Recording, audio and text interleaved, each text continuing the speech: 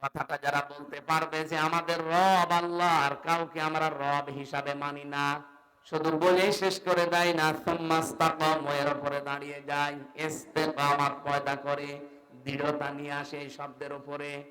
ফালা খাউফুন আলাইহিম ওয়ালা হুম ইয়াহজানুন, আল্লাহ পাক বলেন তাদের কোনো ভয়ও নেই, কোনো চিন্তাও নেই। বলেন সুবহানাল্লাহ। উলাইকা আসহাবুল জান্নাহ, এই মানুষগুলো জান্নাতের অধিবাসী। খালিদিনা ফিহা, চিরকাল সেখানে তারা থাকবে। জাযাম বিমা কানু ইয়ামালুন, তারা যে কাজ কারবার দুনিয়ায় করেছে তাদের পুরস্কার আমার আল্লাহ এটা দেবেন। এবার বাংলা অর্থের পরে আমরা তাফসিরে যাচ্ছি। এই যে বিমা কানু ইয়ামালুন, আপনি যা করেছেন তার পুরস্কার আল্লাহ দেবেন। কি করেছিলেন? এর আগে আল্লাহ যে দুইটা শব্দে আমাদেরকে কিছু কাজের নির্দেশ দিলেন, যে যারা বলে আমাদের রব আল্লাহ আর উপর টিকে থাকে। রব শব্দের ব্যাখ্যায় আমি যতগুলো বিষয় তাফসীরের ভেতরে পড়েছি, রবের প্রথম অর্থ সৃষ্টিকর্তা। রব মানে কি? আমাকে সৃষ্টি করতে পারে শুধুমাত্র কে? পৃথিবীর অনেক ধর্মের কথা বললাম না, প্রায় 4,500 ধর্ম। অন্যান্য ধর্মে তারা অন্যান্য বিষয়কে সৃষ্টিকর্তা মানে। এই যে হিন্দু ধর্মের যারা 12 মাসে 13 পূজা করে, 33 কোটি ওদের দেবতা, ওরা অন্যান্য এমন এমন নাম দিয়ে তাদেরকে ওরা সৃষ্টিকর্তা মনে করে।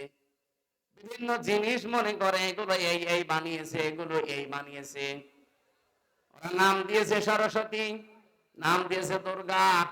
এক একটার এক এক ক্ষমতা। কেউ ব্যবসায় বরকত দেয়, কেউ লেখাপড়ায় বরকত দেয়, কেউ ফসলে বরকত দেয়। এক একটার নাম এক একটা দিয়েছে, এগুলো তারা সৃষ্টিকর্তা, সৃষ্টি করেছে।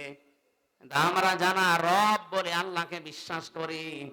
এই পৃথিবীতে 210 কোটি এখন আমরা মুসলিম। আমাদের সবার বিশ্বাস আমাদের সৃষ্টিকর্তাকে। আমি নাম নিয়ে ঘৃণা করে এই জন্য নামটা নিচ্ছি না। পালিয়ে গেছে যিনি, উনি কিন্তু বলেছিল ফসলে বরকত দিয়েছে, মা দুর্গা গজে চড়ে এসেছে। এ কথা বললে আপনার রবকে রব মানা হয়?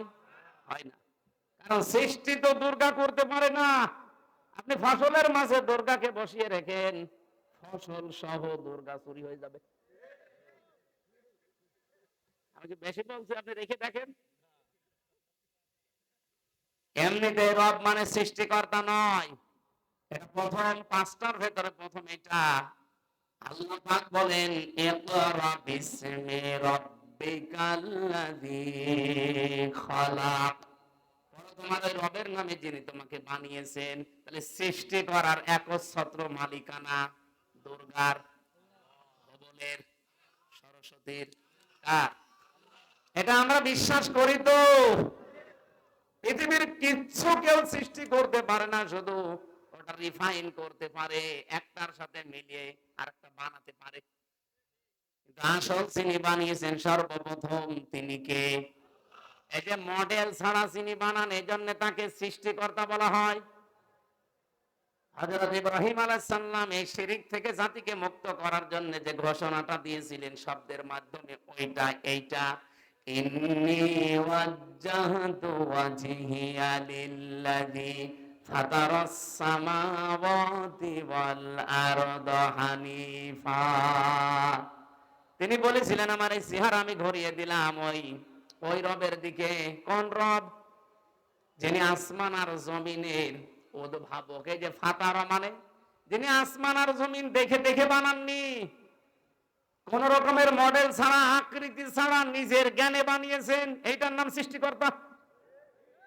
আমি একটা জিনিস দেখে আর একটা জিনিস এটা বানালাম, এটার নাম কিন্তু ফাতারা না, এটার নাম খলাকা না।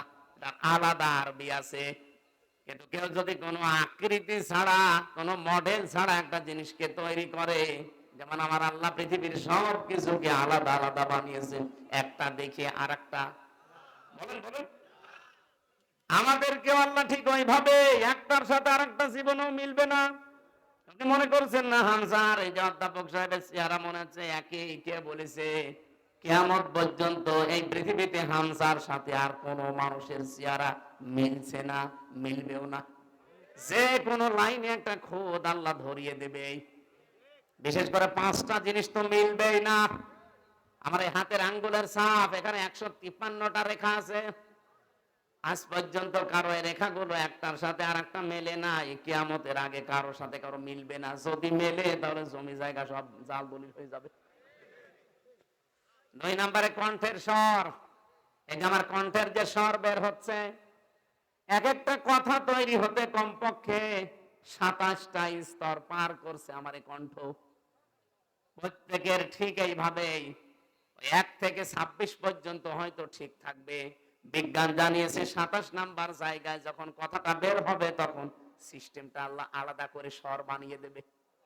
এখানে কারো কণ্ঠের সাথে কারো কণ্ঠ মিলছে না। যদি মিলে যেত বলেন তো এখন আমি রব্বানী সাহেবের বাড়িতে যেয়ে যদি সালাম দিতাম, ওনার কণ্ঠ আমার কণ্ঠ যদি এক হয়ে যেত, ম্যাডাম দরজা খুলে দিত না, বাবা শাহজালাল সব হালাল হয়ে যেত। 3 নম্বরে মেলে নাই যে চোখ। এর ভেতরে 5টা জিনিস আছে। লেন্স আছে, লেন্স আছে, কর্নিয়া আছে, মনি আছে, ইকুয়াল আছে, ডিপ ইকুয়াল। এই 6টা জিনিস আজ পর্যন্ত পৃথিবীতে কারো মেলে নাই। কিয়ামতের আগে মেলার সম্ভাবনা নেই। 4 নম্বরে মানুষের এই চামড়া। 9768 প্রকার চামড়া আমাদের 3.5 হাত বডিতে আল্লাহ দিয়েছেন। আশ্চর্যের বিষয়ে পৃথিবীতে আজ পর্যন্ত কোন চামড়ার সাথে মিলবে না। যদিও মনে হচ্ছে স্যারের চামড়া আমার সাথে মিল আছে, কেটে যাক, ওনার চামড়া এসে লাগিয়ে দেন, পছন্দ হবে।